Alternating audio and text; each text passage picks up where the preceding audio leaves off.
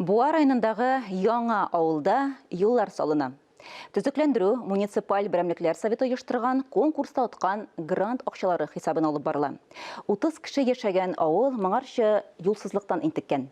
Хәзір бұл мәселе хәл ителәчәк. Яңа ауылның яңа оңайлықлары турында шираттағы язмада.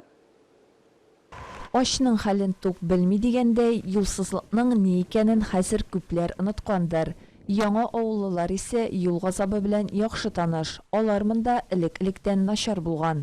Юллар өчен шат инде, конечно.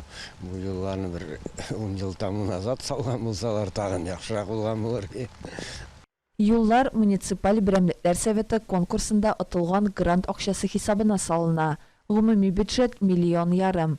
Бу авыл бик матур җирдә урнашкан. Анда природа да матур, халкы да яхшы. 30 кеше бу авылда тора. Автолавка килә, кирә алмый. Мусоровозлар килә, кирә алмый.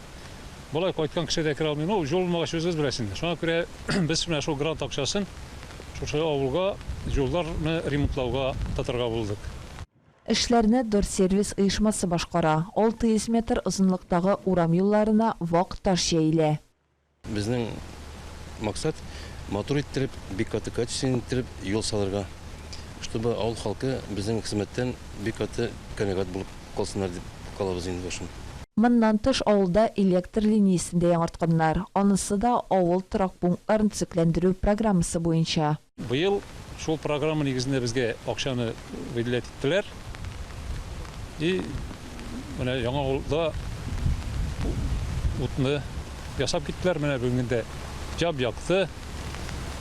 Местный халык килеп әйтә инде, безне Лас-Вегас ясадыгыз инде дип. Кечкенә авылның яңа сулыш өрелгән мәле. Хәзер якты авыл урамыннан сызга батмыйча иркенләп йөрергә булачак.